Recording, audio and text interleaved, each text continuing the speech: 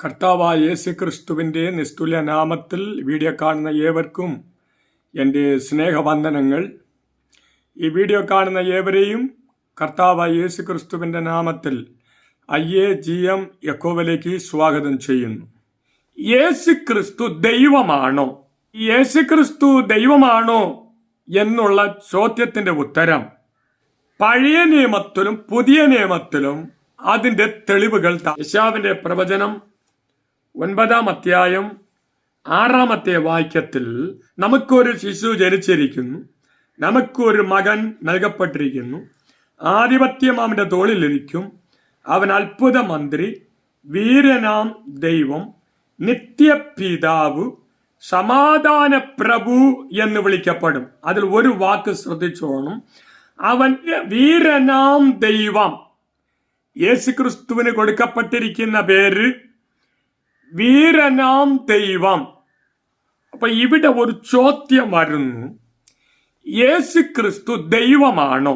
അപ്പൊ യേശുക്രിസ്തു ദൈവം അല്ല, മനുഷ്യനെന്നും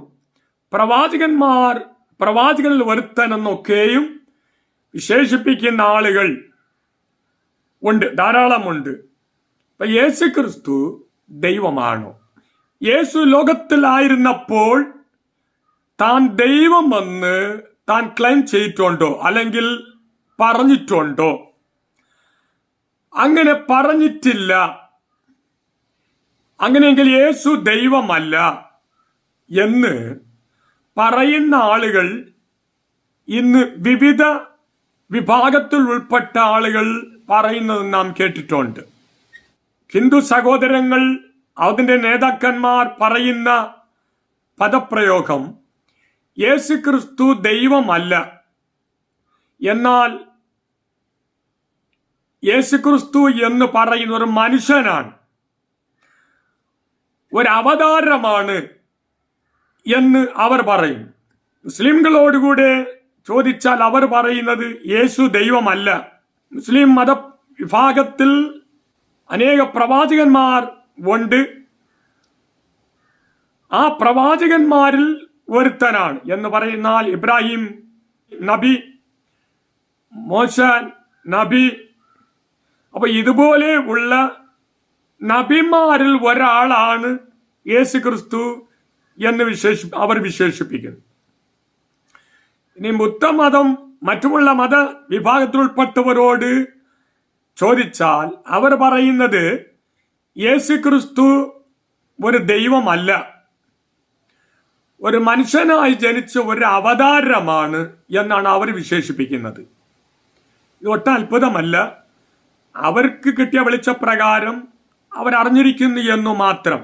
എന്നാൽ തിരുവചന പഠിതാക്കൾ, ദൈവവചനം വായിക്കുന്നവർ, പ്രസംഗിക്കുന്നവർ, വിശ്വസിക്കുന്നവർ യേശുക്രിസ്തു ദൈവമാണോ എന്നുള്ള ഒരു ചോദ്യം അവരുടെ മുൻപിൽ ഉന്നയിച്ചാൽ അവർ ഉറപ്പിച്ചു പറയും യേശു ദൈവമാണ്. യേശു ദൈവപുത്രൻ മാത്രമല്ല, യേശു ദൈവമാണ് എന്നവർ ഉറപ്പിച്ചു പറയും. എന്തുകൊണ്ട്? അപ്പോൾ അടുത്ത ചോദ്യം വരുന്നു, യേശുക്രിസ്തു ലോകത്തിൽ ആയിരുന്നപ്പോൾ താൻ ദൈവം എന്ന് കർത്താവ് പറഞ്ഞിട്ടുണ്ടോ? ഞാൻ ദൈവമാണ് എന്ന് യേശു കർത്താവ് ക്ലെയിം ചെയ്തിട്ടുണ്ടോ എന്ന് ചോദിച്ചാൽ വേദപുസ്തകത്തിൽ എവിടെയും പുതിയ നിയമത്തിൽ കാണുന്നില്ല. യേശു ലോകത്തിൽ ജീവിച്ചിരിക്കുമ്പോൾ യേശു കർത്താവ് താൻ ദൈവമാണ് എന്ന് വിശേഷിപ്പിച്ചിട്ടില്ല. അവൻ പറയുന്ന ഞാൻ ദൈവപുത്രനാണ്, പിതാവായ ദൈവം എന്നെ ലോകത്തിലേക്ക് അയച്ചു എന്നുള്ള പദപ്രയോഗമാണ് ഉപയോഗിച്ചിരിക്കുന്നത്. അപ്പൊ യേശു ലോകത്തിലായിരുന്നപ്പോൾ താൻ ദൈവമെന്ന് ക്ലെയിം ചെയ്തിട്ടില്ല, എടുത്തു പറഞ്ഞിട്ടില്ല. ദൈവപുത്രനാണെന്ന് പറയുന്നു. പല ക്രിസ്തീയ വിഭാഗത്തിൽ ഉൾപ്പെട്ടവരും പറയുന്നത് യേശു ദൈവമല്ല, ഒരു മനുഷ്യനായി ഭൂമിയിൽ ജനിച്ച വ്യക്തിയാണ്, യേശു ദൈവമല്ല. കാരണം യേശു താൻ ദൈവമെന്ന് അവകാശപ്പെട്ടിട്ടില്ല, പറഞ്ഞിട്ടില്ല, ദൈവപുത്രൻ എന്നാണ് പറഞ്ഞിരിക്കുന്നത്. അപ്പൊ ഇപ്പോൾ ഈ ബൈബിൾ വായിക്കുകയും ഗ്രഹിക്കുകയും അറിയുകയും ചെയ്യുന്ന പല വിശ്വാസികൾക്കും ചില ദൈവദാസന്മാർക്ക് ഒരു സംശയം വരുന്നു. അപ്പൊ യേശു ക്ലെയിം ചെയ്യാത്ത, താൻ ദൈവമെന്ന് അവകാശപ്പെടാത്തത് യേശു ക്രിസ്തു ദൈവമല്ലാത്തത് കൊണ്ടാണോ എന്ന് ഒരു സംശയം അവിടെ പ്രകടിപ്പിക്കുന്നുണ്ട്. അപ്പൊ യേശു ദൈവമാണോ എന്നുള്ള ചോദ്യത്തിന്റെ ഉത്തരമാണ് തിരുവചനത്തിലൂടെ നാം സഞ്ചരിക്കാൻ പോവുകയാണ്. യേശു ക്രിസ്തു ദൈവമാണോ എന്നുള്ളതിന് പഴയ നിയമത്തിലും പുതിയ നിയമത്തിലും അതിന്റെ തെളിവുകൾ. ഒന്നാമതായി, പഴയ നിയമത്തിൽ യേശു ദൈവമാണോ എന്നുള്ളതിനെ കുറിച്ചുള്ള തിരുവെഴുത്ത് സത്യ തെളിവുകളുണ്ട്. നമ്മൾ നേരത്തെ വായിച്ച യെശയ്യാ പ്രവചനം 9-ാം അധ്യായം 6-ാം വാക്യത്തിൽ നമുക്ക് ഒരു ശിശു ജനിച്ചിരിക്കുന്നു, നമുക്ക് ഒരു മകൻ നൽകപ്പെട്ടിരിക്കുന്നു, ആധിപത്യം അവന്റെ തോളിൽ ഇരിക്കും. അടുത്ത് ശ്രദ്ധിച്ചോണം, അവന് അത്ഭുത മന്ത്രി. അടുത്ത വാക്ക് ഏറ്റവും ശ്രദ്ധേയമാണ്, വീരനാം ദൈവം. യേശുക്രിസ്തു ആരാണ്? വീരനാം ദൈവം. തീർന്നില്ല, അടുത്ത വാക്ക് പറയുന്നത് നിത്യപിതാവ്. യേശുക്രിസ്തുവിന് കൊടുക്കപ്പെട്ടിരിക്കുന്ന പേരാണ്, ക്ലെയിം ചെയ്യുന്ന, അവകാശപ്പെടുന്ന പേരാണ്. വീരനാം ദൈവം, നിത്യപിതാവ്. യേശുക്രിസ്തുവിന് കൊടുത്തിരിക്കുന്ന നിത്യപിതാവ് എന്നാണ്. ഞാൻ ആ ഭാഗം വേറൊരു ഭാഗമാണ്. പിതാവ് പുത്രനാണോ, പുത്രൻ പിതാവാണോ എന്ന ചോദ്യത്തിന് ഉത്തരം അത് ഈ വീഡിയോയിൽ പങ്കുവയ്ക്കാൻ എനിക്ക് സമയപരിമിതി, അതുകൊണ്ട് പങ്കുവയ്ക്കുന്നില്ല. കർത്താവ് അനുവദിക്കുന്ന പക്ഷം വേറൊരു വീഡിയോ വേണമെങ്കിൽ ഞാൻ അതിനെക്കുറിച്ച് പങ്കുവയ്ക്കാം. ഇവിടെ യേശുക്രിസ്തുവിനെ കുറിച്ച് പറഞ്ഞിരിക്കുന്നത് അവൻ വീരനാം ദൈവം. യേശുക്രിസ്തു ജനിക്കുന്നതിന് മുൻപ് BC 792 മുതൽ BC 722 വരയ്ക്കും ജീവിച്ചിരുന്ന വലിയ പ്രവാചകന്മാരുൾപ്പെട്ട അഗ്രഗണ്യനായ പ്രവാചകനാണ് യെശയ്യാവ് പ്രവാചകൻ. ആ യെശയ്യാവ് പ്രവാചകനിലൂടെ യേശുക്രിസ്തുവിന്റെ ജനനത്തെക്കുറിച്ച് താൻ പ്രവചന കണ്ണാടിയിലൂടെ കാണുമ്പോൾ അവൻ കാണുന്നത് യേശുക്രിസ്തു പുത്രനാം ദൈവം, പുത്രനായ ക്രിസ്തു അവൻ വീരനാം ദൈവം എന്നാണ് പ്രവചനത്തിൽ, പ്രവചനാത്മാവിൽ അവൻ വെളിപ്പെടുത്തുന്നത്. അപ്പൊ യേശു ക്രിസ്തു ദൈവമാണോ? യേശു ദൈവം തന്നെ, അതെ, അതിന് മാറ്റം ഇല്ല. അത് രണ്ടാമത്തെ തെളിവ് തരാം. സങ്കീർത്തന പുസ്തകം 45-ാം സങ്കീർത്തനം അതിന്റെ 6-ഉം 7-ഉം വാക്യത്തിൽ, ദൈവമേ നിന്റെ സിംഹാസനം എന്നും എന്നേക്കും ഉള്ളതാകുന്നു, നിന്റെ രാജ്യത്വത്തിന്റെ ചെങ്കോൽ നീതിയുള്ള ചെങ്കോലാകുന്നു. അടുത്ത വാക്യം ശ്രദ്ധിക്കണം, നീ നീതിയെ ഇഷ്ടപ്പെട്ട് ദുഷ്ടതയെ ദ്വേഷിക്കുന്നു, അതുകൊണ്ട് ദൈവം, നിന്റെ ദൈവം തന്നെ നിന്റെ കൂട്ടുകാരിൽ പരമായി നിന്നെ ആനന്ദ തൈലം കൊണ്ട് അഭിഷേകം ചെയ്തിരിക്കുന്നു എന്ന തമിഴ് ഭാഷയിൽ അതിൽ ഒരു ചെറിയ വ്യത്യാസം അവിടെ കൊടുത്തിരിക്കുന്നു. തമിഴ് ഭാഷയിൽ കൊടുത്തിരിക്കുന്നത്, നീർ നീതിയെ വിരുമ്പി അക്രമത്തെ വെറുக்கிறீர், ആദലാൽ ദേവനെ. യേശുക്രിസ്തുവിന്റെ അഭിഷേകത്തെക്കുറിച്ച് അവിടെ പറയുമ്പോൾ, ആദലാൽ യേശുക്രിസ്തുവായ ദേവനെ, ഉമ്മുடைய தேவன் உமது தோழரை பார்க்கிலும் உம்மை ஆனந்த தைலத்தினால் அபிஷேகம் பண்ணினார். യേശുക്രിസ്തുവിനെ അഭിഷേകം ചെയ്യപ്പെടുന്ന യേശുക്രിസ്തുവിനെ കുറിച്ച് അവിടെ സംബോധന ചെയ്തിരിക്കുന്നത് ദേവനെ, ദൈവമേ, നിന്റെ ദൈവം. കോരഗ് പുത്രന്മാർ ആത്മാവിൽ അഭിസംബോധന ചെയ്യുമ്പോൾ, എടുത്തു പറയുമ്പോൾ പറഞ്ഞിരിക്കുന്നത്, നിന്നെ ആനന്ദ തൈലത്താൽ അഭിഷേകം ചെയ്യപ്പെട്ടിരിക്കുന്നു. ആരാണ് അഭിഷേകം ചെയ്തിരിക്കുന്നത്? ദൈവമേ, നിന്റെ ദൈവം അഭിഷേകം ചെയ്തിരിക്കുന്നു എന്നുള്ള അർത്ഥത്തിലാണ് തമിഴ് ഭാഷയിൽ പറഞ്ഞിരിക്കുന്നത്. അപ്പോൾ പഴയ നിയമത്തിൽ യേശുക്രിസ്തുവിനെ ദൈവം എന്ന് വിശേഷിപ്പിച്ചു പറയും. തീർന്നില്ല. ഇനി പുതിയ നിയമത്തിൽ തെളിവുണ്ടോ? ഉണ്ട്. ഒന്നാമതായി അപ്പോസ്തലനായ യോഹന്നാൻ യേശുക്രിസ്തുവിനെ ദൈവം എന്ന് പറയുന്നുണ്ട്. യോഹന്നാൻ സുവിശേഷം 1-ാം അധ്യായം 1-ാം വാക്യം. ആദിയിൽ വചനം ഉണ്ടായിരുന്നു, വചനം ദൈവത്തോടു കൂടെ ആയിരുന്നു, വചനം ദൈവമായിരുന്നു. ഈ വചനം എന്ന് പറയുന്നത് ലോഗോസ് എന്നാണ് ഗ്രീക്കിൽ. ലോഗോസ് എന്ന് പറയുമ്പോൾ വചനം എന്നാണ് അതിനിവിടെ പരിഭാഷപ്പെടുത്തിയിരിക്കുന്നത്. ഈ വചനം എന്ന് പറയുന്നത് ക്രിസ്തുവിനെ കുറിച്ച്, യേശുവിനെ കുറിച്ചാണ് വചനമെന്ന് വിശേഷിപ്പിച്ചിരിക്കുന്നത്. അതുകൊണ്ട് അവിടെ പറയുന്ന ആദിയിൽ വചനമുണ്ടായിരുന്നു. യേശു ക്രിസ്തു ആദിയിൽ, എത്ര യുഗങ്ങൾക്ക് മുൻപ് പറഞ്ഞറിയിക്കാൻ കഴിയില്ല. ആദിയിൽ വചനമുണ്ടായിരുന്നു. യേശു ക്രിസ്തു ഇന്നലെയും ഇന്നും 2000 വർഷങ്ങളിൽ ജനിച്ച് ഇങ്ങോട്ട് വന്നവനല്ല. അവൻ ആദിയിലിരുന്നവൻ. 2, വചനം ദൈവത്തോടുകൂടെ ആയിരുന്നു. ആ വചനമാകുന്ന ക്രിസ്തു ദൈവത്തോടുകൂടെ ആയിരുന്നു. 3, അടുത്ത പദം പറയുന്നു, ആ വചനം ദൈവം ആയിരുന്നു. യേശുക്രിസ്തുവായ വചനം ദൈവമായിരുന്നു. അപ്പൊ യോഹന്നാൻ എടുത്തു പറയാണ്, വചനമായിരുന്ന യേശു വെറും മനുഷ്യനല്ല, അവൻ ദൈവം തന്നെ. വെളിപ്പാട് പുസ്തകം 5-ാം അധ്യായം 9-ാമത്തെ വാക്യത്തിൽ 8-ാം വാക്യത്തോട്ട് വായിക്കാം. വാങ്ങിയപ്പോൾ 4 ജീവികളിൽ 24 മൂപ്പന്മാരും ഓരോരുത്തൻ വീണയും വിശുദ്ധന്മാരുടെ പ്രാർത്ഥന എന്ന ധൂവർക്കം നിറഞ്ഞ പൊൻകലസവും പിടിച്ചുകൊണ്ട് കുഞ്ഞാടിന്റെ മുൻപാകെ വീണ്, പുസ്തകം വാങ്ങുവാനും അതിന്റെ മുദ്ര പൊട്ടിപ്പാനും നീ യോഗ്യൻ എന്നാണ് നമ്മുടെ മലയാള ഭാഷയിൽ പറഞ്ഞിരിക്കുന്നത്. എന്നാൽ തമിഴ് ഭാഷയിൽ പറഞ്ഞിരിക്കുന്നത് വെളിപ്പാട് 5:9 7-ാം വാക്യത്തോട്ട് വായിക്കാം. அந்த ஆட்டுக்குட்டியானவர் வந்து சிங்காசனத்து மேல் உட்கார்ந்திருந்தവിടെ വലതുകരത്ത് പുസ്തകത്തെ വാങ്ങിനാർ. അപ്പൊ കുഞ്ഞാട് സിംഹാസനത്തിലിരിക്കുന്ന പിതാവിന്റെ കയ്യിൽ നിന്ന് പുസ്തകത്തെ വാങ്ങുന്നു.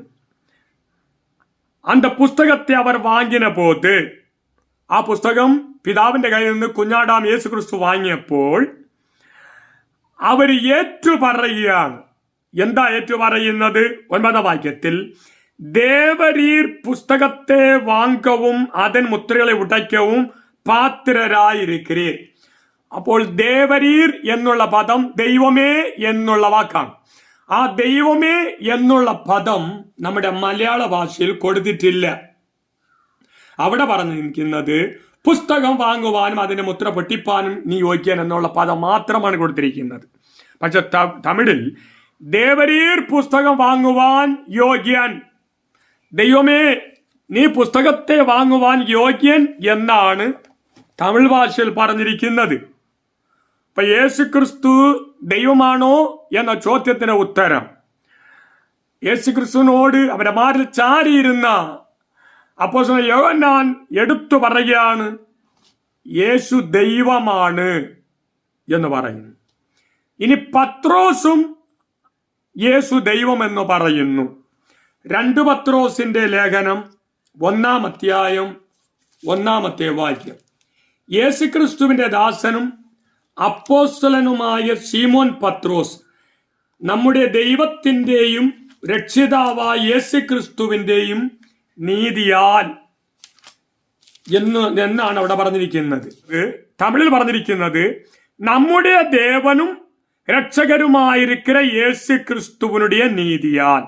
അപ്പൊ രക്ഷകനായ യേശു ക്രിസ്തു നമ്മുടെ ദൈവം എന്ന് പത്രോസ് അപ്പോസ്തലൻ വ്യക്തമായി രേഖപ്പെടുത്തിയിരിക്കുന്നു. അപ്പൊ യേശു ക്രിസ്തു രക്ഷിതാവ് മാത്രമല്ല, അവൻ നമ്മുടെ ദൈവം എന്ന് എടുത്തു പറയുകയാണ്. നിങ്ങൾ ചോദിക്കും, തമിഴ് ഭാഷയ്ക്ക് എന്താണ് അത്ര കൊമ്പാണോ, അത് അത്ര ശരിയൊന്നുമില്ല എന്ന് നിങ്ങൾക്ക് പറയാൻ കഴിയും. ഞാൻ ഒരു കാര്യം പറയട്ടെ, മറ്റുള്ള വീഡിയോകൾ ഞാൻ പറഞ്ഞതാണ്, എടുത്തു പറയാം. പഴയ നിയമം എഴുതിയത് എബ്രായ ഭാഷയിലും പുതിയ നിയമം എഴുതിയത് ഗ്രീക്ക് ഭാഷയിലുമാണ്. പിന്നീടത്തേതിൽ അതിന് ലത്തീൻ ഭാഷയിൽ പരിഭാഷപ്പെടുത്തി. ലത്തീൻ ഭാഷയിൽ പരിഭാഷപ്പെടുത്തിയതിനു ശേഷം അവർ ഇംഗ്ലീഷ് ഭാഷയിൽ പരിഭാഷപ്പെടുത്തി. ഇംഗ്ലീഷ് ഭാഷയിൽ നിന്നാണ് മലയാള ഭാഷയിൽ പരിഭാഷപ്പെടുത്തിയത്. പക്ഷെ തമിഴ് ബൈബിൾ ആകട്ടെ എബ്രായം, ഗ്രീക്ക്, ലത്തീൻ ഭാഷകളിൽ നിന്ന് നേരിട്ട് പരിഭാഷപ്പെടുത്തിയത്. അതുകൊണ്ട് അതിന്റെ അർത്ഥവും വാക്ക് ശൈലികളും വാക്കുകളും വ്യത്യസ്തം ഉണ്ടാകുന്നില്ല.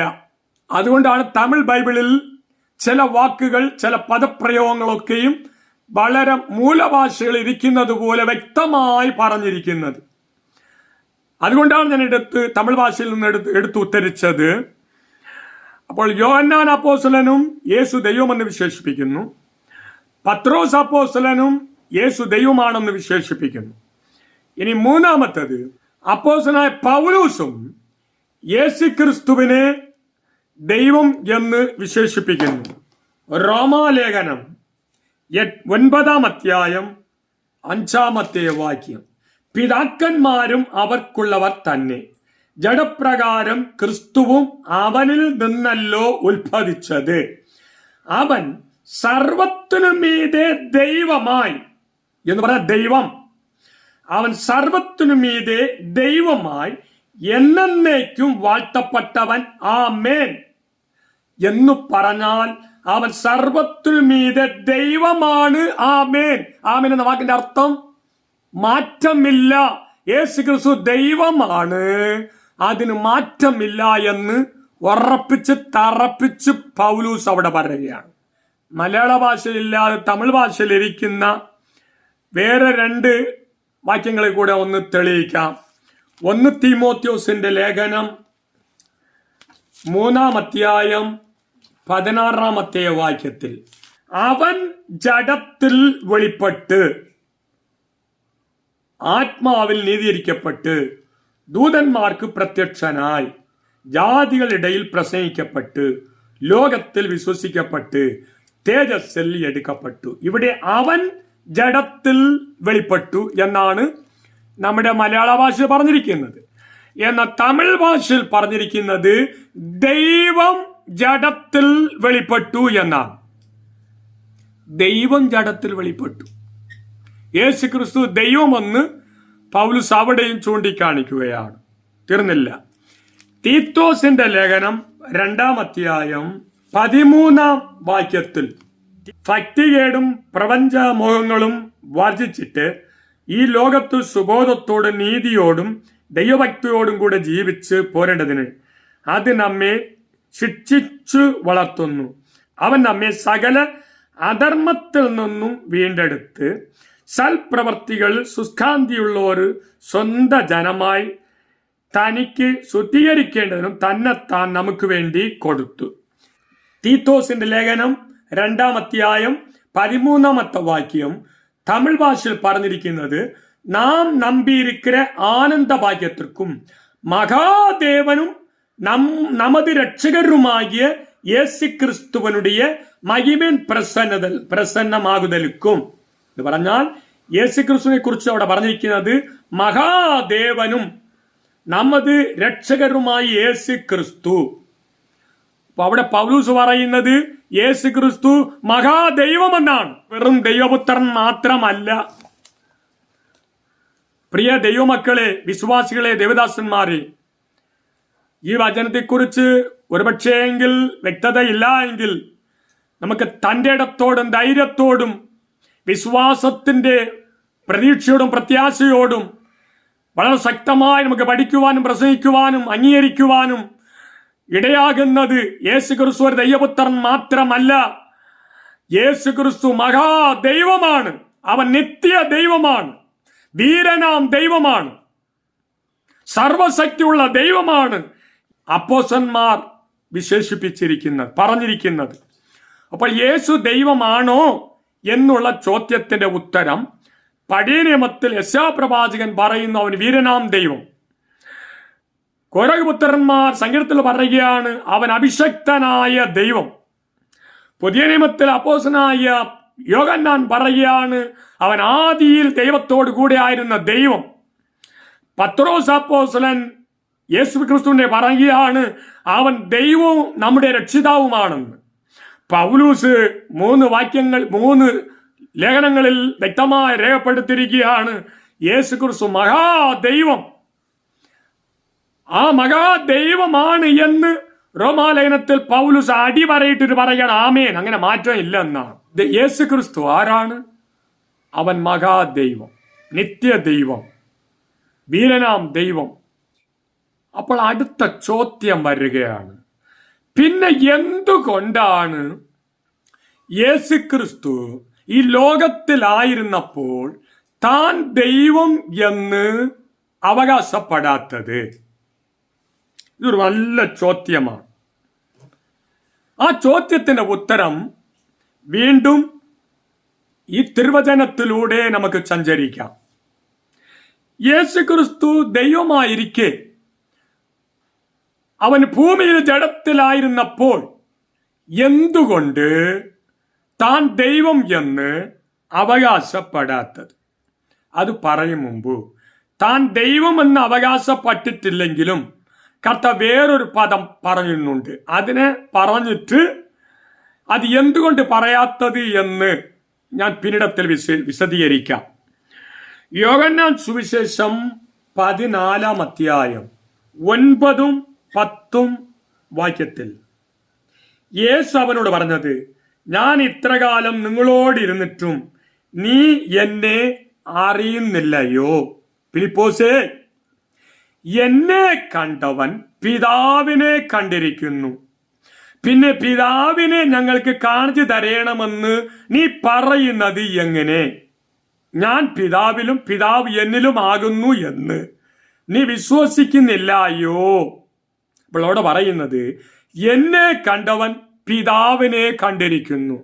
അപ്പോൾ എൻ്റെ അർത്ഥം, പിതാവും ഞാനും ഒന്നായി ഒരു ദൈവം തന്നെ എന്ന് കർത്താവ് പറയാതെ പറഞ്ഞിരിക്കുകയാണ്.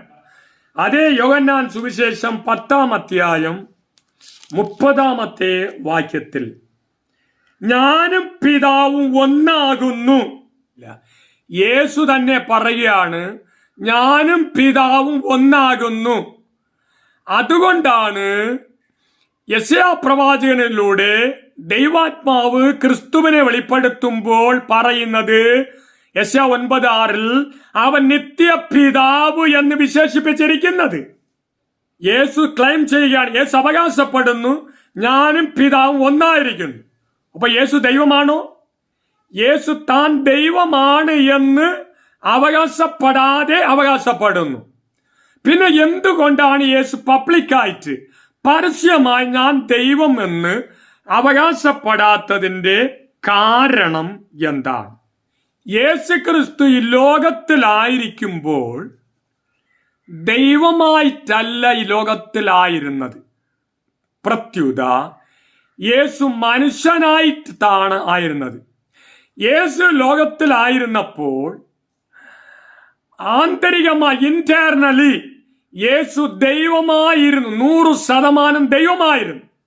അതുപോലെ യേശു ക്രിസ്തു 100% മനുഷ്യനായിരുന്നു. യേശു ദൈവമായിരുന്നത് കൊണ്ടാണ് ഭൂമിയിൽ ആയിരുന്ന കാലം വരയ്ക്കും അവൻ അത്ഭുത അടയാളങ്ങളെല്ലാം പ്രവർത്തിച്ചു കൊണ്ടിരുന്നത്. മരിച്ചവരെ ജീവിപ്പിക്കുന്നു, മുടന്തരെ നടക്കുമാറാക്കുന്നു, കുടന്മാർക്ക് കാഴ്ച കൊടുക്കുന്നു, രോഗികളെ സൗഖ്യമാക്കുന്നു, ഭൂതഗ്രസ്തരെ വിടുവിക്കുന്നു. ഇത് യഹൂദ പ്രമാണികൾക്കോ മറ്റുള്ളവർക്ക് ചെയ്യാൻ കഴിഞ്ഞോ എന്ന് ചോദിച്ചാൽ കഴിയുന്നില്ല. എന്തുകൊണ്ട് കഴിയാത്തത്? അവൻ ദേവൻ അല്ല, ദൈവമല്ല ആയതുകൊണ്ടാണ്.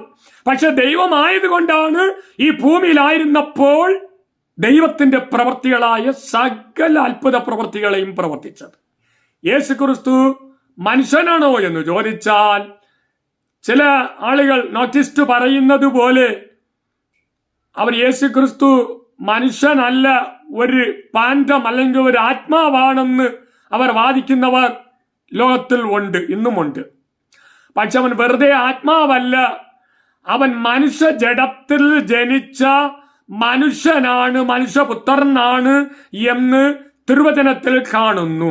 അപ്പൊ യേശു എന്തുകൊണ്ട് ഭൂമിയിൽ ഇരിക്കുമ്പോൾ താൻ ദൈവമെന്ന് അവകാശപ്പെടാത്തതിന്റെ കാരണം, ഭൂമിയിൽ മനുഷ്യന്റെ പാപത്തിനു വേണ്ടി പാപത്തെ മനുഷ്യന്റെ പാപത്തെ ചുമക്കുവാൻ വേണ്ടി മനുഷ്യനായി ജനിച്ചത് കൊണ്ടാണ്.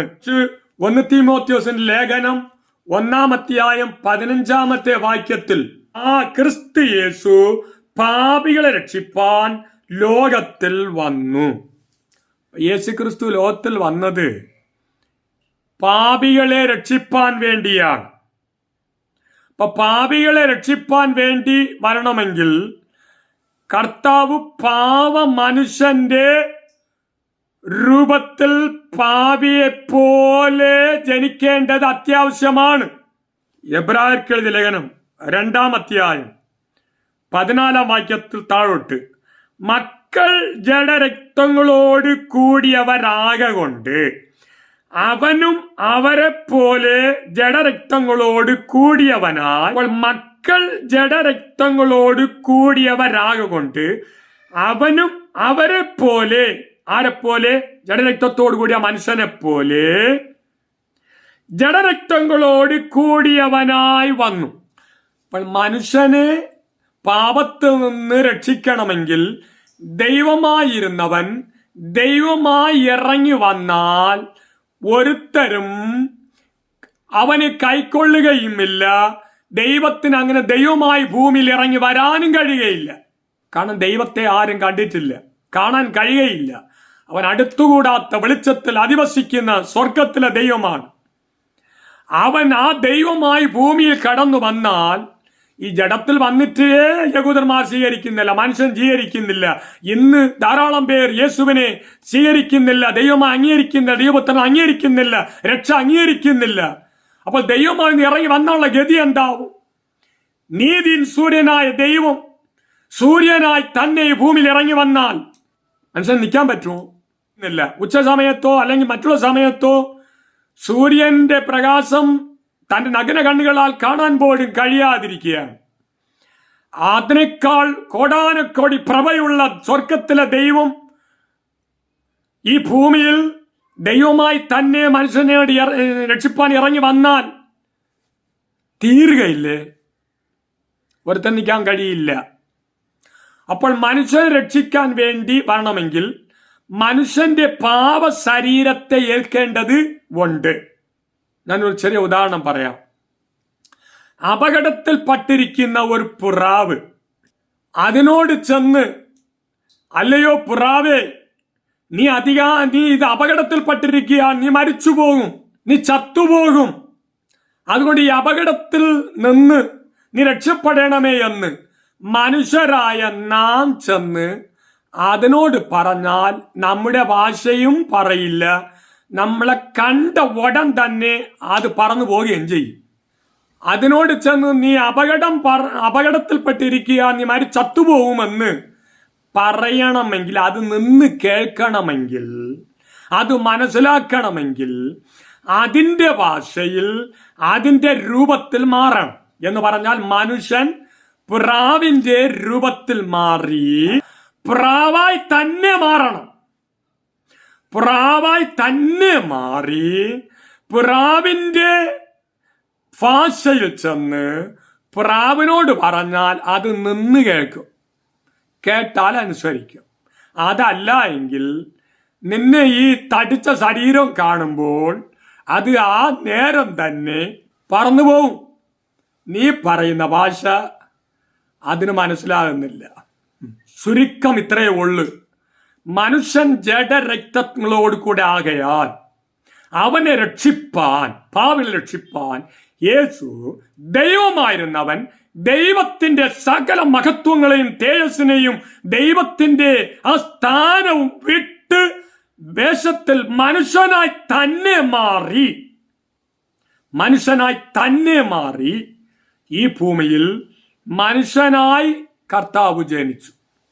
അപ്പോൾ അടുത്ത ചോദ്യം, യേശുക്രിസ്തു നമ്മെപ്പോലെ ജഡത്തിലല്ലേ ജനിച്ചത്? ചില ക്രിസ്ത്യാനികൾക്ക് ഒരു സംശയമുണ്ട്. മനുഷ്യൻ ജനിക്കുമ്പോൾ പാപത്തിലാണല്ലോ ജനിക്കുന്നത്. ശരിയാണ്. സങ്കീർത്തനം 51 പറഞ്ഞിരിക്കുന്നത് 5 എന്റെ അമ്മ എന്റെ പാപത്തിൽ ഗർഭം ധരിച്ചു എന്ന് പറഞ്ഞ ആദാമിന്റെ പാപം തുടർന്ന് വന്ന് ഞാൻ അമ്മയുടെ ഗർഭപാത്രത്തിൽ നിന്ന് ജനിക്കപ്പെടുമ്പോൾ, പുറത്തു വരുമ്പോൾ പാപത്തോടുകൂടെയാണ് ജനിക്കുന്നത്. കറക്റ്റാണ്. ഇനി ഭൂമിയിൽ കടന്നു വന്നവന് പാപം ചെയ്യുന്നു എന്നുള്ള ബുദ്ധി ലഭിക്കുന്നത് വരയ്ക്കും അവൻ അറിയുന്നില്ലെങ്കിൽ പിന്നീട് മൊത്തം മരിക്കുന്ന വരയ്ക്കും അവൻ പാപമല്ല ചെയ്തുകൊണ്ടിരിക്കുന്നത്. അപ്പോൾ ലോകത്തിൽ ജനിച്ചതും പാപത്തിൽ, വളർന്നതും ജീവിച്ചതും പാപത്തിൽ. അപ്പൊ അങ്ങനെ ആയിരിക്കുമ്പോൾ യേശുക്രിസ്തു സ്ത്രീയിൽ നിന്നില്ലേ ജനിച്ചത്, അവൻ പാപിയായിട്ടല്ലേ അങ്ങനെയെങ്കിൽ ജനിക്കണം. അടി തെറ്റിപ്പോയി നിങ്ങൾക്ക്. യേശു ജനിച്ചത് മനുഷ്യനിൽ നിന്നല്ല, മറിച്ച് ദൈവത്തിന്റെ ആത്മാവിനാൽ. സ്ത്രീയിലൂടെ ജനിച്ചത് വാസ്തവമാണ്, മറിയയിലൂടെ ജനിച്ചത് വാസ്തവമാണ്. പക്ഷെ യേശുക്രിസ്തു ജനിച്ചത് പരിശുദ്ധാത്മാവിനാൽ. ലൂക്കോസിന്റെ സുവിശേഷം 1-ാം അധ്യായം 35-ാം വാക്യം, പരിശുദ്ധാത്മാവ് നിന്റെ മേൽ വരും, അത്യുന്നതന്റെ ശക്തി നിന്റെ മേൽ നിഴലിടും, ആകയാൽ ഉത്ഭവിക്കുന്ന വിശുദ്ധ പ്രജ ദൈവപുത്രൻ എന്ന് വിളിക്കപ്പെടും. പരിശുദ്ധാത്മാവ് നിന്റെ മേൽ വരും, അത്യുന്നതന്റെ ശക്തി നിന്റെ മേൽ വെളിപ്പെടും. യോസേഫ് മറിയയെ വിവാഹ നിശ്ചയം എൻഗേജ്മെന്റ് ചെയ്തിരിക്കുകയാണ്. പക്ഷെ അവർ കൂടി വരുന്നതിന് മുൻപ്, വിവാഹം ആകുന്നതിന് മുൻപ് തന്നെ കന്യകയായിരിക്കുന്ന മറിയത്തിന്റെ വീട്ടിൽ ദൂതൻ ചെന്ന് പറയുന്ന പദമാണ് പരിശുദ്ധാത്മാവ് നിന്റെ മേൽ വരും, അത്യുന്നതന്റെ ബലം നിന്നിൽ വരും, നിന്നിൽ ജനിക്കുന്ന കുഞ്ഞ് അത്യുന്നതന്റെ പുത്രൻ എന്ന് വിളിക്കപ്പെടും. അപ്പൊ യേശു ജനിച്ചത് യോസേഫിൽ നിന്നല്ല. ആദാമിന് ശേഷം ജനിച്ച സകല മനുഷ്യന്മാരും ജനിച്ചത് മനുഷ്യരിൽ നിന്നാണ്. മനുഷ്യരിൽ നിന്ന് ജനിക്കാത്ത, അല്ലെങ്കിൽ മനുഷ്യ ബീജത്തിൽ നിന്ന് ജനിക്കാത്ത രണ്ടു പേരേ ഉള്ളു. അതാണ് ആദമും ഹവ്വയും. അവ രണ്ടുപേരും മനുഷ്യ ബീജത്തിൽ നിന്ന് ജനിച്ചവരല്ല. ആദാം ദൈവത്താൽ മണ്ണിൽ നിന്ന് വന്നവൻ, ഹവ്വ മനുഷ്യന്റെ അസ്ഥിയിൽ നിന്ന് വന്നവൾ. അവർ മനുഷ്യ ബീജത്തിൽ നിന്ന് ജനിച്ചവരല്ല. അതിനുശേഷം കയ്യിന്റെ പിന്തുടർച്ച, ആദാമിന്റെ മറ്റു മക്കൾ, അവിടെ നിന്ന് വരുന്ന സകല വംശ പരമ്പരകളും മനുഷ്യ ബീജത്തിൽ നിന്നാണ് ജനിച്ചവർ. യേശുക്രിസ്തു മാത്രം ലോക ചരിത്രത്തിൽ മനുഷ്യ ബീജത്തിൽ നിന്ന് ജനിച്ചവനല്ല. നേരെ മറിച്ച് അവർ വിവാഹമായി കൂടി വരും മുമ്പ് തന്നെ പരിശുദ്ധാത്മാവ് അവരുടെ മേൽ നിഴലിട്ടപ്പോൾ, വന്നപ്പോൾ അത്യുന്നതനായ ദൈവത്തിന്റെ പുത്രൻ അവളിൽ ജാതനായി, അവളിൽ ജനിച്ചു, അവളിൽ ഉത്ഭവിച്ചു. അങ്ങനെയെങ്കിൽ യേശു പാപത്തിൽ ജനിച്ചവനല്ല, യേശു പാപിയല്ല. രണ്ടാമത്തത്, യോഹന്നാൻ സുവിശേഷം 8-ാം അധ്യായം 46-ാം വാക്യത്തിൽ, നിങ്ങളിൽ ആർ എന്നെ പാപത്തെക്കുറിച്ച് ബോധം വരുത്തുന്നു. യേശു തന്നെ അവകാശപ്പെടുകയാണ്, എന്നിൽ പാപം ഉണ്ടെന്ന് ആർക്ക് ബോധ്യപ്പെടുത്തുവാൻ കഴിയും? യേശുവിന്റെ ജനനത്തെക്കുറിച്ചും ബോധ്യപ്പെടുത്തുവാൻ കഴിയുന്നില്ല. യേശു 30 വയസ്സു വരയ്ക്കും തന്റെ ഭവനത്തിലായിരുന്നപ്പോഴും യേശു പാപം ചെയ്തു എന്ന് ബോധ്യപ്പെടുത്തുവാൻ ആർക്കും കഴിഞ്ഞിട്ടില്ല.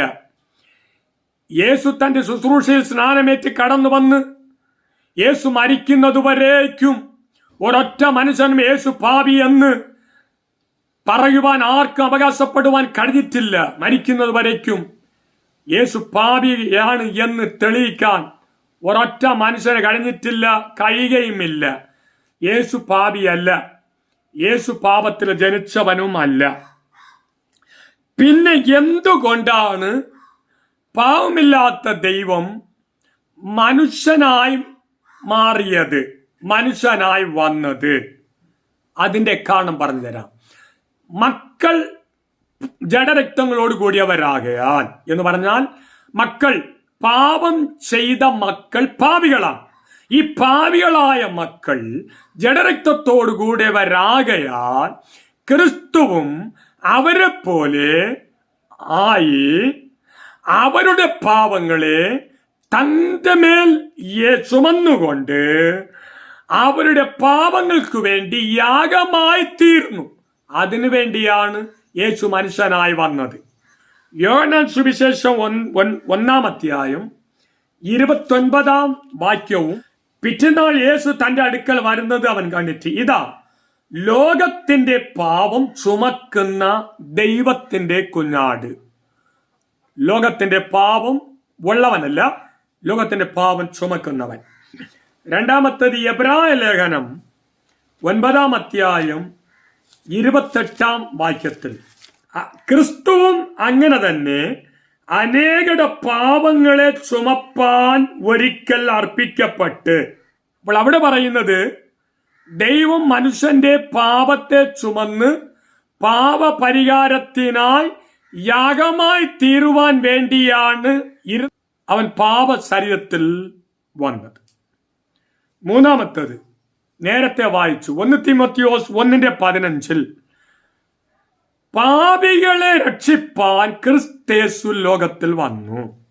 പാപികളെ രക്ഷിപ്പാൻ വേണ്ടിയാണ് യേശു പാപ മനുഷ്യന്റെ ജഡത്തിൽ വെളിപ്പെട്ടത്.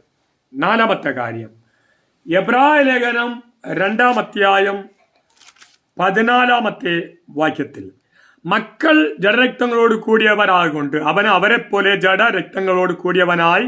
അടുത്ത വാക്ക്, മരണത്തിന്റെ അധികാരിയായ പിശാചിനെ തന്റെ മരണത്താൽ നീക്കം ചെയ്യണം. 1. 2. ജീവപര്യന്തം മരണഭീതിയാൽ അടിമകളായിരുന്നവരൊക്കെയും വിടുവിച്ചു. അപ്പൊ യേശു മനുഷ്യ ശരീരത്തിൽ ജഡത്തിൽ വരാനുള്ള പ്രധാന 2 കാര്യം അവിടെ പറയുന്നു. 1, മരണത്തിന് അധികാരിയായിരിക്കുന്ന പിശാചിനെ തന്റെ മരണത്തിനാൽ അവൻ അന്ത്യം കുറിക്കുകയാണ്.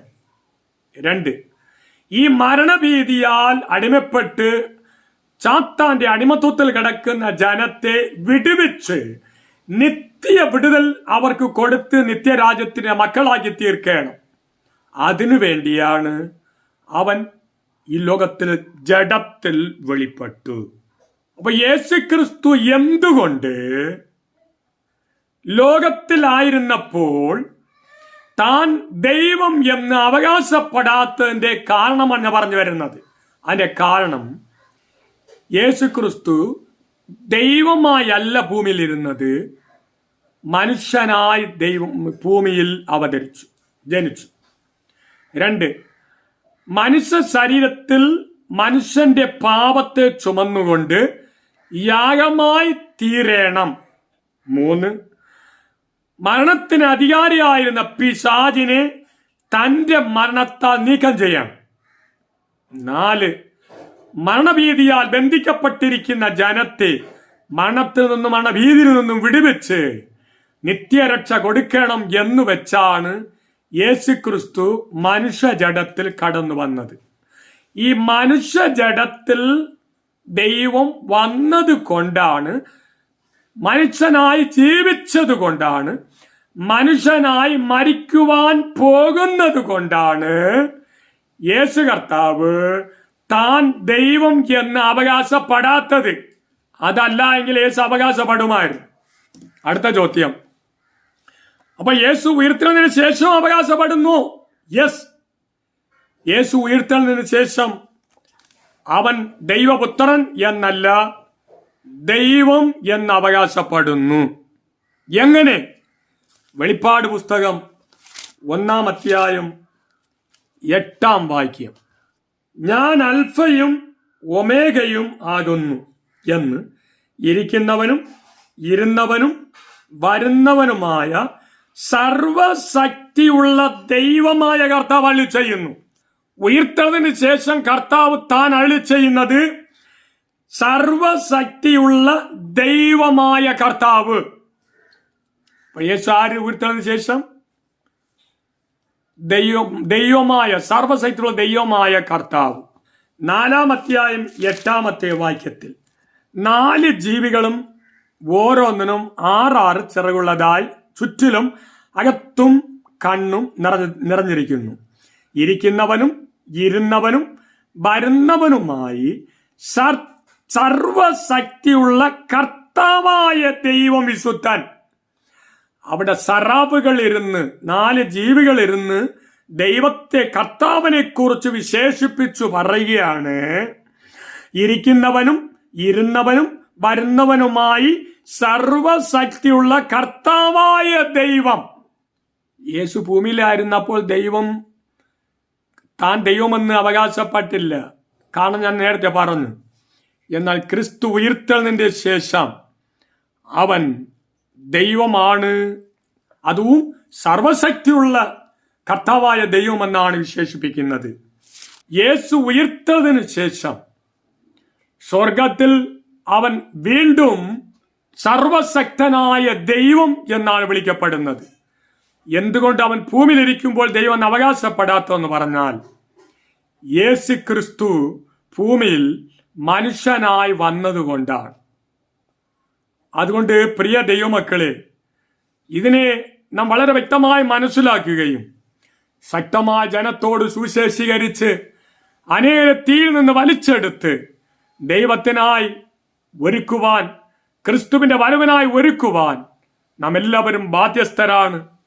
അതുകൊണ്ട് യേശു ക്രിസ്തു സാക്ഷാൽ ദൈവമാണ് എന്ന് വളരെ വ്യക്തമായി നിരൂപിച്ചുകൊണ്ട് സസന്തോഷവും ധൈര്യത്തോടുകൂടെ പറയുവാൻ, പ്രസ്താവിക്കുവാൻ, പഠിപ്പിക്കുവാൻ, പ്രസംഗിക്കുവാൻ, ഈ നാൾ അനേകർക്ക് വേണ്ടി സാക്ഷി വഹിപ്പാൻ കർത്താവ് നമുക്ക് എല്ലാവർക്കും കൃപ നൽകട്ടെ.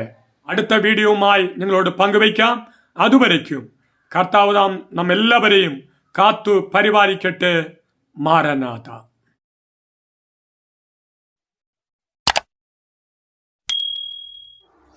May God bless you.